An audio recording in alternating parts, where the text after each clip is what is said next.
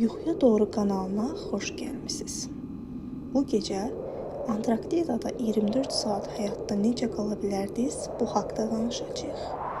Əgər bu cür hekayələr sənin yuxuya getməni asanlaşdırırsa, bu işdə sənə kömək edirsə, o zaman kanala abunə ol ki, yeni videolardan xəbərdar olasan. Amma heç düşünmüsənmi? Əgər Antarktidada 24 saat qalsaydın, həyatda tutuna bilərdinmi? Və ya oradan sağ çıxa bilərdinmi? Qapını açdığın an üzünə çırpılan soyuq hava adi bir qış küləyi deyildi. Bu, sanki canlı bir varlıq kimi nəfəs alıb verən, insanın iliklərinə qədər işləyən, səssiz, amma amansız bir güc idi. Və sən bir neçə saniyənin içində başa düşdün ki, artıq bildiyin dünyadan çox uzaqdasan. Bir neçə saat əvvəl hər şey normal görünürdü. Təyyarənin içində sakit oturmuşdun. Pəncərədən baxanda yalnız buludları görürdün. Və bu səfərin həyatında belə bir dönüş yaradacağını təsəvvür belə etmirdin. Amma qəfil başlayan silkələnmə, pilotun səsindəki gərginlik və sonra gələn o kör edən boşluq bütün planları bir anda yox etmişdi. İndi isə gözlərini açdığın bu yerdə nə istiqamət var idi, nə də sığınacaq. Ətrafında uzanan sonsuz ağlıq o qədər vahid və dəyişməz görünürdü ki, sanki dünya yalnız bu rəngdən ibarət idi. Və sən bu boşluğun içində tək bir nöqtə kimi qalmışdın. Əvvəlcə beynin bu vəziyyəti qəbul etmək istəmirdi. Çünki insan belə bir yerlərin yalnız sənədli filmlərdə mövcud olduğunu düşünür, amma bədən fərqli reaksiya verirdi. Soyuq artıq dərinin üstündə yox, içində hiss olunmağa başlamışdı. Və barmaqlarında yaranan keymə səni reallığa qaytarırdı. Bu an anladın ki, burada yaşamaq üçün güclü olmaq kifayət etmir. Burada hər saniyə doğru qərar vermək lazımdır. Çünki səhvlər sadəcə nəticə vermir, həyatında ölçülür. Çantanı açanda içindəki əşyalar artıq adi ləvazimatlar kimi görünmürdü. Çadır, qaz ocağı, bir neçə enerji batonları və qalın sleeping bags sanki həyatla ölüm arasındakı nazik sərhədi qoruyan son vasitələrə çevrilmişdi. Və sən bu reallığı bütün ağırlığı ilə hiss edirdin. Külək getdikcə güclənirdi və açıq sahədə dayanmağın nə qədər təhlükəli olduğunu başa düşdükcə vaxt itirmədən özünə sığınacaq hazırlamağa çalışdın. Amma bu, düşündüyün qədər sadə değildi. Çünki qarın üstü möhkəm torpaq kimi deyildi və hər addımda ayağın içinə batır, balansını itirirdin. Sən dizlərin üzərində qarı qazmağa başladıqca barmaqlarının artıq sənə tabe olmadığını hiss edirdin. Amma dayanmaq seçim deyildi. Çünki dayanmaq bu mühitdə yavaş-yavaş yox olmaq demək idi. Və sən bunu bütün instinktlərinlə anlayırdın. Nəhayət, küləkdən nisbətən qurunan kiçik bir çuxur yaratdın. Və çadırı qurumağa çalışarkən, küləyin onu əllərindən qoparmağa çalışması sanki bu torpağın səni qəbul etmədiyini göstərirdi.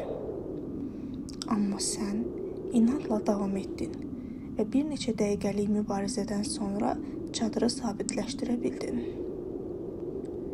Çadırın içərisinə daxil olduğun an sanki dünyadan qopmuş kimi hiss etdin. Çünki çöldəki amansız səs bir qədər zəifləmişdi. Amma bu təhlükənin keçdiyi anlamına gəlmirdi. Soyuq hələ də səninlə idi və artıq bədənin dərinliklərinə yerləşmişdi. Susuzluq hissi getdikcə güclənirdi və bir anlıq qarı götürüb yemək istəyi yarandı. Amma beyninin bir küncündə bunun nə qədər təhlükəli olduğunu xatırlayıb özünü saxladın. Çünki burada edilən hər yanlış qərar bədəni daha da zəiflədir və səni sona bir addım daha yaxınlaşdırır. Qaz ocağını yandırmaq üçün göstərdiyin cəhdlər əvvəlcə uğursuz oldu və bu sadə görünən işin belə bu şəraitdə nə qədər çətin olduğunu anlayanda daxili gərginlik daha da artdı. Amma nəhayət kiçik bir alovun yaranması ilə içində qəribə bir ümid hissi oyandı. Çünki bu alov sadəcə istilik deyil, yaşamaq şansı idi. Saatlar keçdikcə zaman anlayışı tamamilə itdi. Çünki burada nə günəşin doğuşu var idi, nə də batışı. Yalnız dəyişməyən bir işıq və ya sonsuz qaranlıq insan beynini yavaş-yavaş yorur və reallıq hissini zəiflədir. Bir müddət sonra bədənində baş verən dəyişikliklər daha qorxulu hal aldı.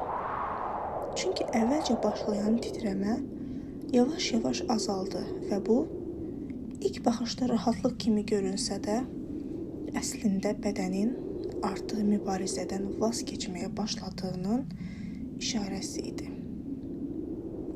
Bu hissi səni yavaş-yavaş bürüyürdü və bu adi yorğunluq deyildi.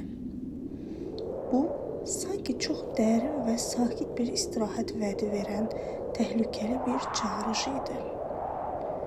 Amma sən bunun arxasında nə olduğunu bildiyin üçün özünü ayıq saxlamağa çalışırdın.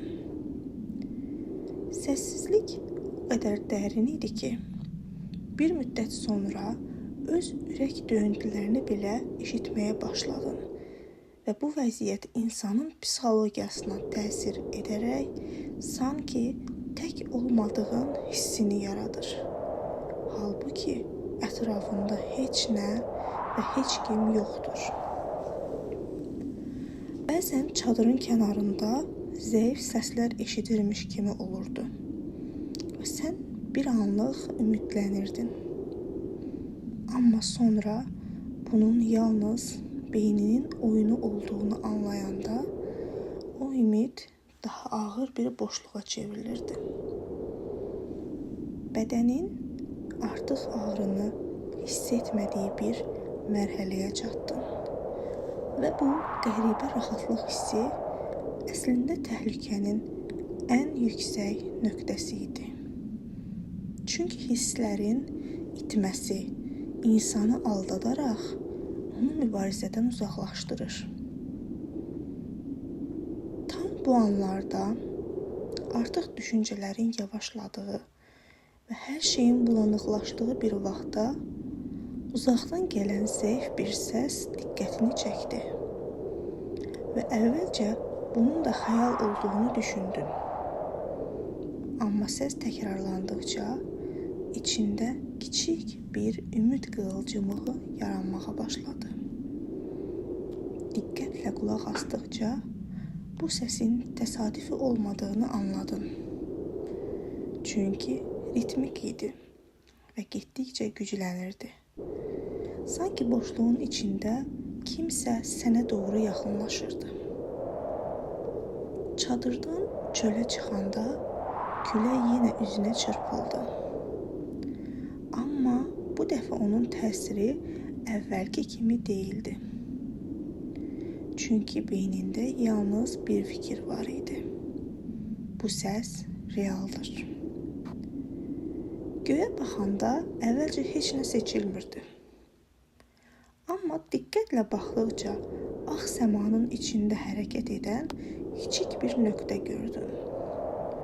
və nöqtə getdikcə böyüyərək formasını aydınlaşdırdı. Bu bir təyyarə idi. Və o an bütün yorğunluq, bütün ağrı və bütün qorxu sanki bir anlıq yox oldu. Çünki insan üçün ümid bəzən ən güclü istilik mənbəyidir. Sən bütün gücünü toplayaraq diqqət çəkməyə çalışdın və sənin zəif hərəkətlərin belə bu sonsuz ağlıqda görünməyə başladı. Çünki burada ən kiçik dəyişiklik belə seçilir. Təyyarə bir neçə dəfə dövrə vurduqdan sonra artıq tək olmadığını anladın və bu anlayış sənin bütün mübarizəni mənalandırdı. Çünki bir neçə saat əvvəl imkansız görünən şey indi reallığa çevrilirdi. Xilas etmə qrupu sənə çatanda artıq bədəninin sərhəddə olduğunu hiss edirdin. Amma içində qəribə bir sakitlik vardı. Çünki ən çətin hissəni keçmişdin. Gözlərini yumanda bu dəfə qorxu yox idi. Çünki artıq bilirdin ki, bu yuxu son deyil. Sadəcə qurtuluşun başlanğıcıdır. Antarktidada keçirdiyin o 24 saat sənə bir şeyi sübut etdi. İnsan bədəni müəyyən bir həddə qədər dözə bilər. Amma insanı həqiqətən yaşadan şey ümidini itirməməsidir. Əziz izləyici, bəs sən nə düşünürsən? Belə bir yerdə tək qalsaydın, hansı hissləri keçirərdin? Və nə edərdin? Təslim olmaq, yoxsa həyat üçün mübarizə aparmaq? Yorumlarda öz fikrini bildir. Gecən xeyrə qalsın, yuxun şirin olsun.